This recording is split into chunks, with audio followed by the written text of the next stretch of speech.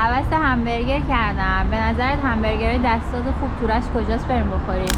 ببین همبرگر دستساز میخواد. آره. اینجا یه خیابون معلم. خب حالا میریم بهت نشون میدم. اونجا پر از همبرگرهای دستسازه، خیلی هم خفنه. جدی؟ ولی به شرطی که یه دونه نه، من میخوام 3 تاشو امتحان کنم. یا اول پس باشه بریم. بیا قهوه‌مون رو بخوریم بعد بریم.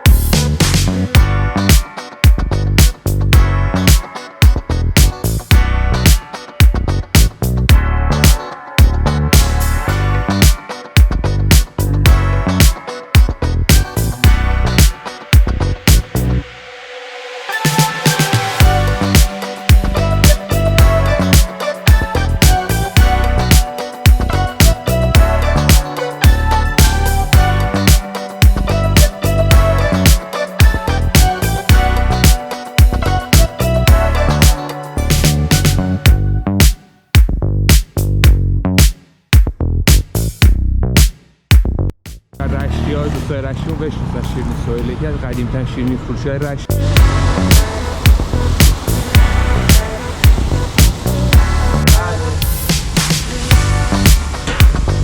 الان ببین برگر اونه، توماس برگر، اون ماشین زرد است.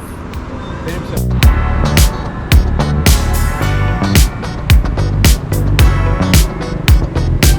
بچه قبل اینکه بریم همبرگر بخوریم اومدیم اینجا یه همین قهوه بخوره. من یه نوشیدنی جدید رو دارم امتحان میکنم. بچه اسم این پامکینه. خب پامکین و ماچا ترکیبه با هم، یعنی اومدن پامکین همون کدو حلوایی میشه دیگه. خب اومده اونو درست کرده بعد با ماچا ترکیبش کرده، یعنی حالا اون ترکیباتش رو یه سری خامه و شیر و این چیزا داره، بعد ماچا هم بهش اضافه کردم و من آیسش رو سفارش دادم. خیلی خوشمزه است. من آیسش رو بیشتر دوست دارم. آره بچه‌ها تو رشت کافه‌های زیادی داریم. کافه تیبار فکر کنم 5-6 تا خود رشت شعبه داره، خیلی هم خفنه. اومدید حتما ازش کافه خواستیم بگین از تیبار هم بگید. گزینه‌های زیاد داریم. گزینه اینم خوبه. قهوه رو بخوریم بریم سراغ همبرگرها. علاوه بر اینکه می‌خوایم تست کنیم بچه‌ها محله یا به اصطلاح خیابون معلم هم می‌خوایم بهتون نشون بدیم. یکی از خیابونایی که کمی از گلسار و منظری نداره، کلی کافه و رستوران داره، خیلی بعد جزو محله گرون رشت هم هستش. آماده این؟ اگه دوست دارید که بریم با هم دیگه تست کنیم لطفاً کانال رو سابسکرایب کنید، لایک کنید، کامنت بذارید. خیلی دوستتون داریم. بریم. خب رفقا اینجا میدون سرگله، در واقع اول به سمت بلوار معلم میریم. ما از اونجا اومدیم قهوه رو خوردیم، الان دیگه میخوایم اینوری بریم که معلم رو به شما نشون بدیم. شبا هم اینجا پر از ترک هایی میشه که به اصطلاح غذای خیابونی میدن، کبابی و همبرگری و اینا خیلی زیاده. الان دیگه با هم میریم ببینیم چجوریه. خب آتسا این خیابون معلم چیا داره؟ میدونی من از چیه اینجا خوشم میاد؟ ببین اینجا خب اولا که خیلی دلبازه. خب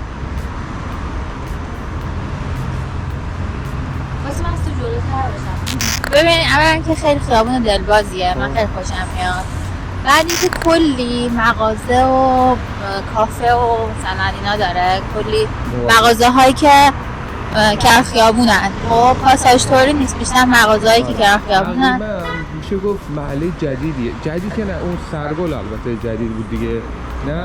آره جدید هم نه ولی خب بعد یه سری مثلا کافه، مثلا همین کافه جدید باز شده که شبا دیجی داره، خیلی کافه باحالیه. کافه نئونیه بچه‌ها. آره کلا اینکه مغازه ها همه توی راستان و تو مثلا یه لباس بخوای راحت میتونی بیا اینجا پیدا کنی، اینش خوبه.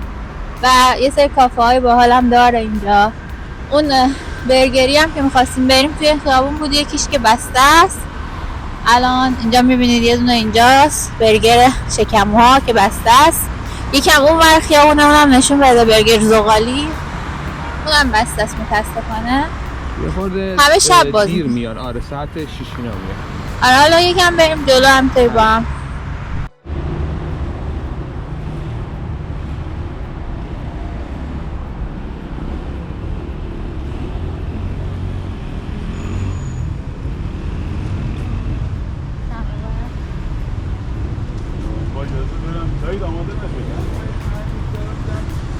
چه سماور بزرگی بود. این که جدیدن تو رشت خیلی اینجوری شده، کافه ها چایی میذارن و میدن. آره اون برم بچه غذاخوری های خوبی داره. این تازه داره باز میکنه. اینم معروفه، این گارفیلد هم معروفه. تازه داره این کافه ها. خب بچه ها یه خورده پایین تر که میایم میرسیم به اینجا که بهش میگن میدون مادر. یکی از خیابونه خیلی شلوغ رشته. حالا بالاتر هم بریم اونجا پر از مغازه و کافه است، بهتون نشون میدم. چند تا شیرینی فروشی خیلی معروف رشت هم تو همین خیابونه.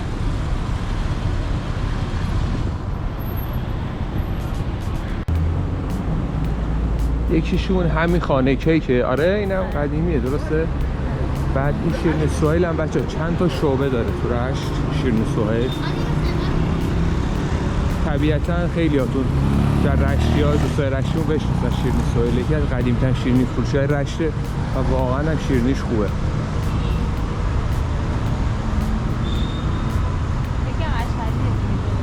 چی؟ شیرینی اشهدی. آره یه دارم اشهدیه که اونم جزو شیرینی فروشی خوبه قدیمی.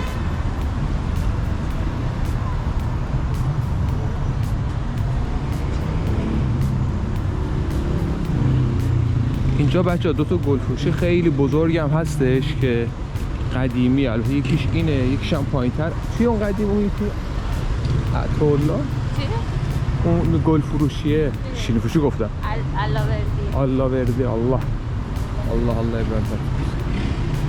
یکی از اینم اشهدی هم جزو شیرینی فروشی خوب رشته. حالا رشت اومدید میتونید اینجا هم بیاین شیرینی بخرید. بالاخره رشت شهر شکمه دیگه. شما اومدید رشت باید به خودتون برسید.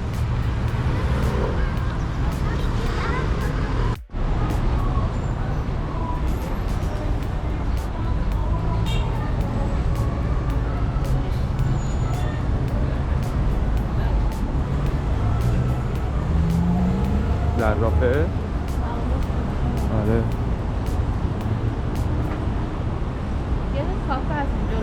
آره بچه یه کافه است جلوتر، کافه موزه است اسمش. یکی از کافه های قدیمی و خوبه به اصطلاح رشت. اینم آسو کشف کرده، من کشف نکردم. من خیلی دوست دارم کافه رو. خیلی کافه باحالیه. آره وایب رشت قدیمو داره داخلش که میری عکسای رشت قدیمو زده. باحاله.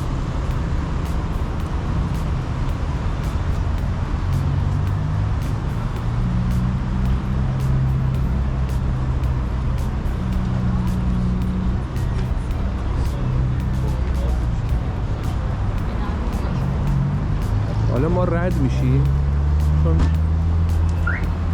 آدم نشسته به خورده شاید ویدیو ها؟ آره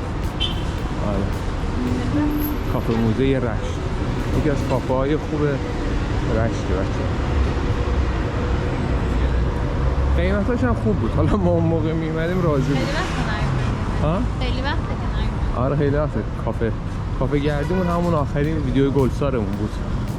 فکر نکنم بعد اومد. یه بارم باید واسه ویدیوهای چیز بگیریم، کافه های جاده انزلی رو بگیریم. نمیتونیم همه رو بریم ولی خب میتونیم نشون بدیم. پر از کافه است. آره بچه اینجا دیگه این بلوار معلم تموم میشه آخراشه. بعد دیگه میرسه سمت بیستون و سبز میدون. آره این اون گل فروشی هستش که بهتون گفتم آلاوردی. بعد داخلش یه باغ بزرگه. بعد خیلی خوشگل هم هستش. یعنی شما برین داخلش گلخونه‌های متعدد و زیادی داره.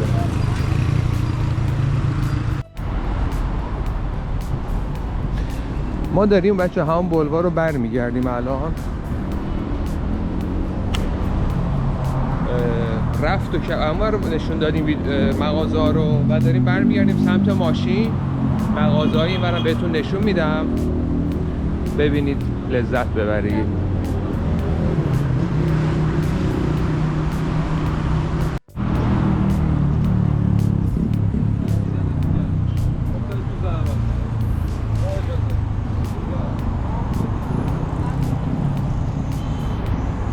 و این میدون مادر که بهتون نشون داده بودیم دیگه، اونورم اون شیرنی فروشی ها، ولی گشنم.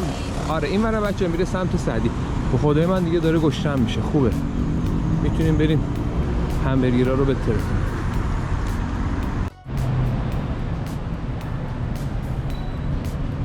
این آینه رو هم پیدا کردیم. زیبایی یعنی خودت، یعنی بودن خودت. زیبایی یعنی بودن خودت.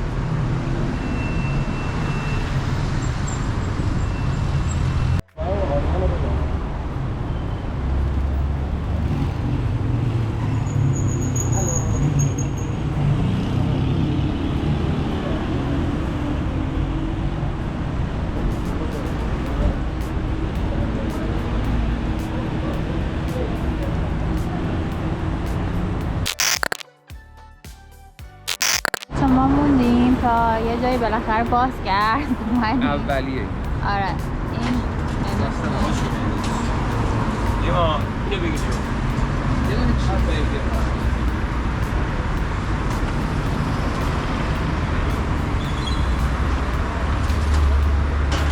ما اولین مشتریشون هستیم بچه.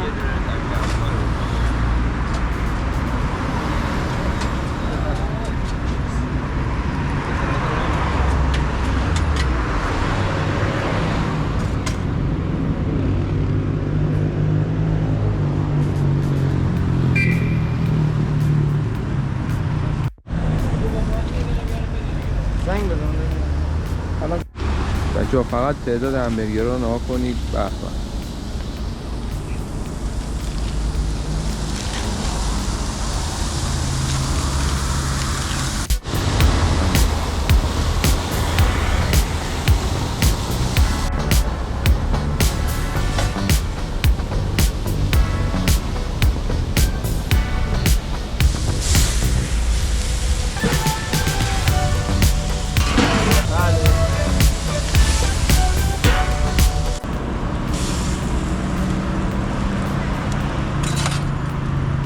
خب بچه ما میخواییم اولی رو تست کنیم.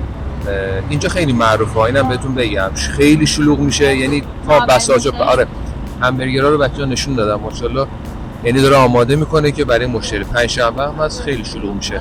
خب تست کن شما. گاز نمیزنی؟ بچه‌ها ما آره ما چیز برگر گفتیم 160 تومن قیمت.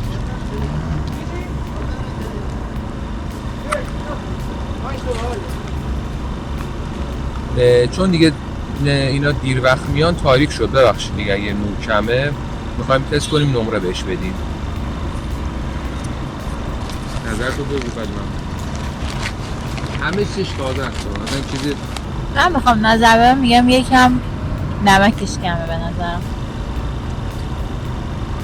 یاشور نمک رو جبران کرده. حالا من الان نظرمو نمیگم، من آخر سر که همه رو خوردیم میگم نظرم. باید امتیاز بدیم دیگه. خب بچه‌ها ما اولیو تست کردیم. ببین چون بحث خیابونی طبیعتا ما انتظار اینو نداریم که واو باشه، ولی تازگی نون، طعم گوشتش و قیمتی که داشتیم به نظر من متناسب بود و خوب بود بهش. من راضی بودم، خیلی هم خوشمزه بودش.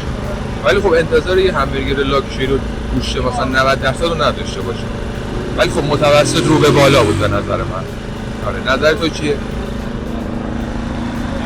ببین من اگه بخوام نظرم بگم، من میگم که مثلا اگه بخوام 10 امتیاز بدم 6 میدم بهش. خب اونقدری از نظر من واو نبود. مخلفاتش خوب بود، کامل بود به نظرم و یه نکته مثبتش بود که سس انار هم داشت، ولی نمیتونم الان بگم که خیلی خوب بود. میذارم امتیازم و آخر سر یعنی همه رو بعد یهو میگم کدومش از همه بهتر. بریم بعد. خب بچه ما اومدیم دومین برگر رو تست کنیم. اینجا یه جاییه که یه سری ماشینا هستن همینطور که میبینید. هر کدوم از این ماشینا توش یه غذای خاصی داره، مثلا یکی پیتزا داره، یکی برگر داره، یکی کافه داره که اسمش هم هست ایجیکا فکر کنم. حالا ما میخوایم بریم ببینیم که کدومشون برگر دارن. ببین چه جای خفنی آوردن اینجا خیلی باحاله، چه نوری داره، نورش هم خوبه. ببین هر کدوم ماشین چی، مثلا این الان قهوه داره، این ماشین، این نمیدونم چی داره دقیقاً، ولی این پیتزا داره. پیتزاش خیلی خوشمزه است. ما یه بار پیتزا اومدیم خوردیم، پیتزا تنوری داره. آره بچه این انواع اقسام غذا رو داره و این که ما می‌خوایم برگر شو تست کنیم. الان ببین برگر اونه، توماس برگر، اون ماشین زرد است. اینجا توی این ماشین برگر رو درست میکنن. این برای کنم سرخ کردنی و این چیزا نمیدونم. حالا ما میخوایم چون برگر بگیریم از اینجا سفارش میدیم.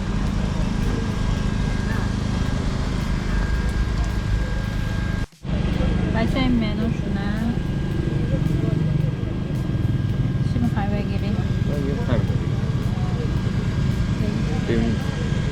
چیز مخصوص خودشون دیگه. بچه اینجا هم که صندلی گذاشتن، میتونید اینجا بیاید بشینید. از هر کدوم از اینا که سفارش، اینا یه مجموعه کامل همه با هم هست. خب شما میتونید از هر کدوم که میخواید سفارش بدید و تهش بیاید اینجا بشینید و میل کنید. اینجا هم که پیتزا درست کنید.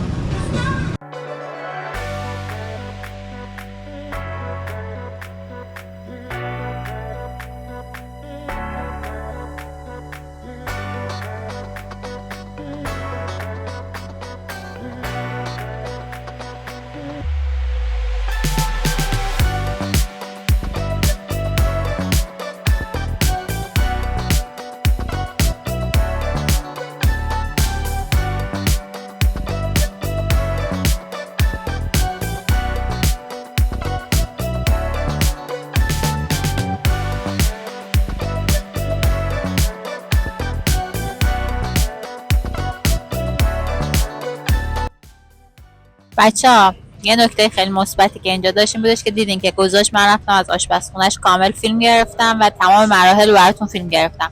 بعد این میبینید چقدر مخلفات کنارش داره، سالاد داره، سیب زمینی داره. درسته قیمتش بیشتر از اونیه که اونجا خوردیم، 2 برابرشه، ولی این همبرگرش دوبله، یعنی 2 تا همبرگر بود. دیدین براتون فیلم گرفتم. راش یه لایه چیز گذاشت، کالباس گذاشت، کالباس هم نبود اسمش چی، بیکن گذاشت، قارچ گذاشت. یعنی کلا متفاوت بود با اون اولی که خوردیم و به نظرم این دورچینه خودش اینو یه لول میبره بالاتر و این دور بودن اون همبرگره. حالا بریم تستش کنیم ببینیم چیه دیگه. بچه‌ها میریم برای تستش. این که اولا که ما بهترین برگرشو گفتیم. برگر قبلی من ساده‌شو گفتم بخاطر اینکه جا باز کنیم برای اینجا. خب اینجا از نظر کیفیت فوق‌العاده بالاتره، مشخصه. بعد نگاه کن شما. اصلا همین دورچینه خودش جمعه. آره دورچینه نگاه کن. اون خود همبرگر هست. خب یه سالاد و 2 تا هم سیب زمینی خیلی خوبه، اینجوری له شده. حالا ویدیوش دیدیه. آره ما قبلا اینا رو تست کردیم اومدیم، ما اینجوری الکی نمیاد. ولی من این سیب زمینیش خیلی خوشم اومد، خیلی خوشمزه است واقعا. همین اول کار یه نکته مثبت رو بگم، همین که نصف کرده و خوردنش راحته. به نظر من این خیلی نکته مثبتی، چون خوردن نون برگر ذره سخته و نونش هم خیلی نرمه. اون قبلی یکم نونش سفت خشک میشد، خشک تازه بوده، ولی این به نظرم صورت پشه. این نونش خیلی نرمه و میگم این که نصف کرده خیلی باحاله. بریم تست کنیم. مواد توش قارچ و پنیر پیتزا و اینا با همون بیکنه خیلی روش طعمش تاثیر گذاشته. بچه‌ها جدا از این داستان محبتی خیلی خوبی داره، ماشینای نوستالژیکی گذاشته، بعد جای پارک زیاد داره، چراغا و روشنیای خیلی خوبی داره، کنار این یه فضای خوب. همه دست به دست هم داده که اینجا بشه یکی از انتخاب‌های ما به عنوان برگر خیابونی. جاتون خالی. بچه‌ها این دومیه دیگه، ما می‌خواستیم 3 تا تست کنیم. خب یعنی انقدر این فرمالات بود یه این کلی بعد ما هنوز تو دومی موندیم، نمیدونم 3 تا قرار بود تست کنیم، درسته؟ سومی رو نمیدونم چیکار باید بکنیم.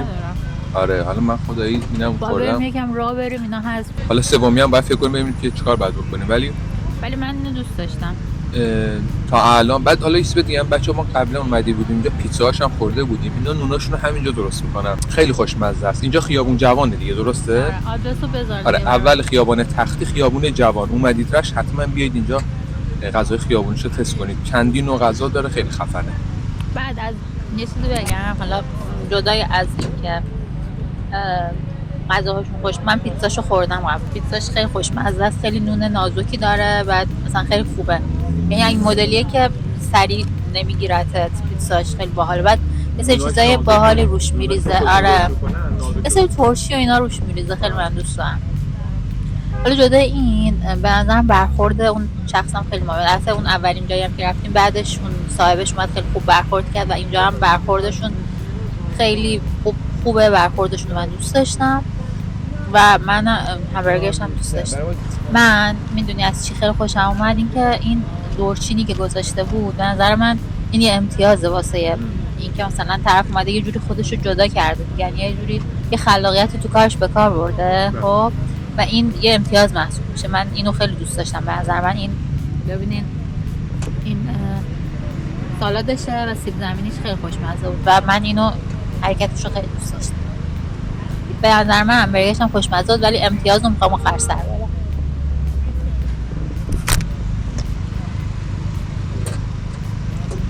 سلام. چندمی الان؟ دومیه دیگه. دومیه. بچه برای من هالوپریدوله. چیه؟ هالوپریدول. هالوپینو. هالوپریدول اسم این ماده چی داروییه. اینقدر چیز کردیم. هالوپینو فلفل داره. از که عاشق فلفلم خیلی خوشمزه است. قبلا اینو تست کردم همین برگر رو.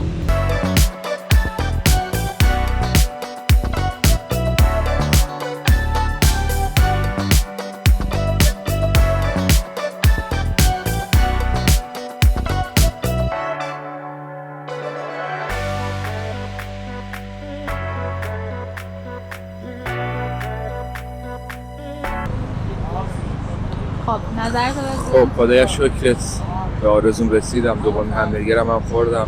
میرم برای سومی به عشق شما. به ترکم هم من میخورم. بچه در مورد اینجا بهتون بگم گوشتش خب خیلی خوشمزه بود، محتوای داخلش، دورچینش فوق العاده بود. من خیلی دوست داشتم و با اینکه 2 تا خوردم، یعنی دومی بود، حالا یه دونه کامل و یه نصف آتوسار هم من خوردم، باز احساس سنگینی نمی‌کنم. خب و اون سیب زمینی‌ها که کباب تنوری بودش خیلی خوب بود. سالادشو زیاد دوست نداشتم، می‌خاطر این خیارشورا زیاد خوشم نبودن داخلش، ولی سیب زمینی و نون و اون برگرش فوق‌العاده بود، دوست داشتم. و محیطش خیلی خوبه، خیلی پر انرژیه بچه محیطش. من طعم گوشتش رو دوست داشتم، دورچینش رو خیلی دوست داشتم، ولی امتیازم باز الان نمیدم، میخوام آخر ویدیو که اون یکی هم تست کنم امتیاز. بچه‌ها سومی واقعش اینه که انتخاب نکردیم، از دستم اینجوری خواستیم همینجوری رندوم بریم یه جا رو بشینیم. ناکنید اولی اقتصادی بود، دومی یا قیمتش خب معقولانه است ولی خب لوکیشنش برای یک غذای خیابونی خیلی خفنه. اوکی، سومی رو هم همینجوری اتفاقی می‌خوایم بریم با شما بشینیم و تست کنیم. بریم.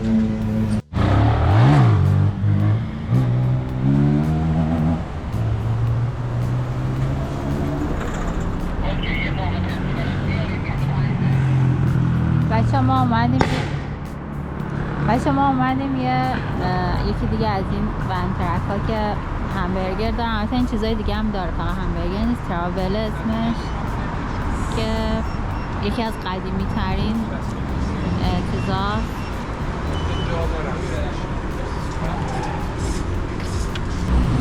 خب رفقا ما دیگه اومدیم سمت بولوار دیلما میشه اینجا. گیلان نه دیگه، دیلما میشه، مجتمع کادوس. دیلما بود اینجا، مجتمع کاکتوس دیگه. کادوس. مجتمع کادوس. این بغلش این فود ترک هستش، تراول اسمش نه؟ از قدیمی ترین. بعد هم شعبه مغازه‌ای داره، هم این شعبه برگر خیابونی داره. ما دیگه واقعاش خیلی سیر بودیم، یه دونه برگر دستا سفارش دادیم که اونم تست کنیم و آخریه هست.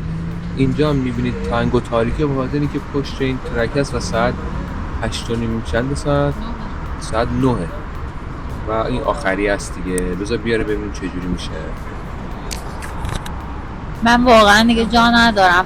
خیلی خوردیم، ولی در حد یه تست کوچیک فقط ببینیم که چجوری اینو، چون خیلی قدیمیه تو اینستاگرام خیلی تعریفش دیده بودیم، یعنی کلیپاشو جز قدیمی ترین ترک این چیزاست، بناییه که از فقط هم همبرگر نداره، اینا هم داشت. برگرش معروفه. برگرش زده بود برگر دستات زغالی. حالا بیاد ببینیم چیه.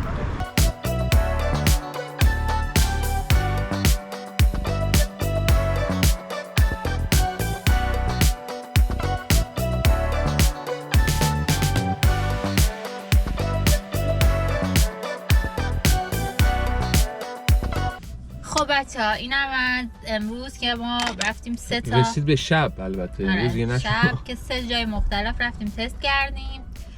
آخریش افتضاح بود، اصلا نخوردیم، فقط یه گاز زدم. ببینید با خودمون آوردیم و اینکه باورم نمیشه این که انقدر با اینکه خیلی هم مشتری داره خب، ولی من گوشتش انگار داشت خراب گوشتش در شروع خراب شدن بود و ما دیگه پشت نشسته بودیم دیگه. بعد دیگه دیدیم اینجوریه، پا شدیم اومدیم واقعیتش به قولی آشغالی، یعنی دیگه خودمون هم نخوریم.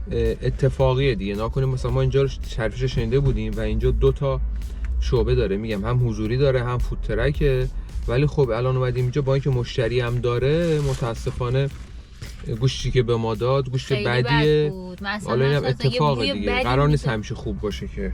آخه میدونی ما اینجا نه قرار نیست همیشه خوب بدیم. نه ما اینجا رو توی اینستاگرام دیدیم، من دیدم 2-3 تا بلاگر اومدن اینجا رو تعریف کردن و خیلی ازش به عنوان اولین فود ترک شناخته شده بوده تو اینستاگرام. حالا نمیدونم ولی اصلا خوب نبود. خب کاری نداریم، حالا بخوام امتیاز بدیم. ببین خب طبیعتا اون دومی فوق العاده بود طعمش، از همشون بهتر، ولی نمیتونیم با اون اولی هم مقایسهش کنیم. اولی هم با اینکه قیمتش پایین بود ولی کیفیتش تازه بود. قیمتش خوب بود، نونش تازه بود، نمیدونم مواد داخلش تازه بودن، گوشتش خیلی خوش‌طعم و تازه بود. الان من اینو گاز زدم، یعنی اون مونده طعم گوشت تو دهنم احساس میکنم گوشت مونده است، یعنی چیزی که الان فهمیدم. به هیچ عنوان نیاید اینجا دیگه. ولی ببین اون هوگر بود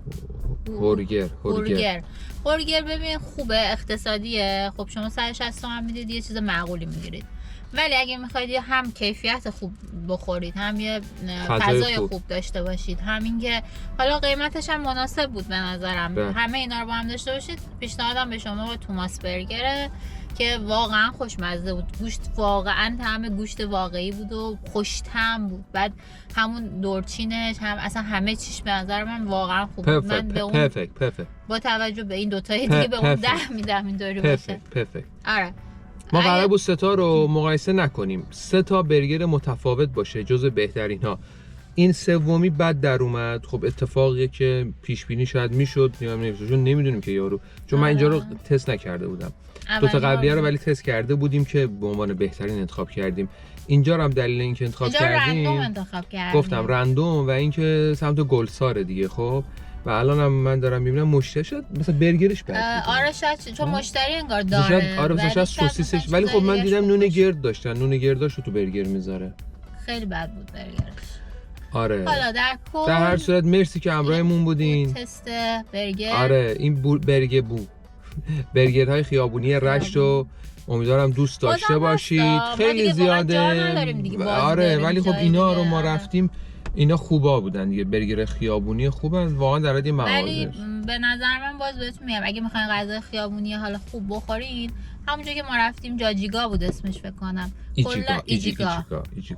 هم پیتزا داره، هم برگر همه چی داره. آره اونجا به نظر من محیطش هم خیلی خفنه، خوبه، خوبی میتونه براتون باشه. خب بچه‌ها مرسی که این ویدیو رو با ما همراه بودید، امیدوارم که خوشتون اومده باشه. بچه‌ها دمتون گرم، لایک و کامنت و سابسکرایب یادتون نره. امیدوارم که دوست داشته باشین ویدیو رو. تا ویدیوهای بعدی خدافظ.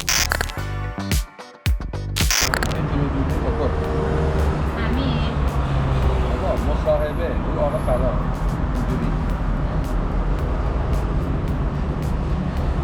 آقا سلام. سلام. آقا سلام. از اول. آقا سلام. سلام. من میخوام برم یه دونه همبرگر بخورم. یه دونه؟ آره چند تا؟ داشتم به نظر بهتر همبرگر رشت کدوم چه حس کرد خورد اوکی خورد آقا سلام علیک خوب هستین؟ قربان آقا خواستم ببینم که شما میدونید بهترین همبرگرهای دستساز رشت خب. کجاست از کجا میتونم بخورم؟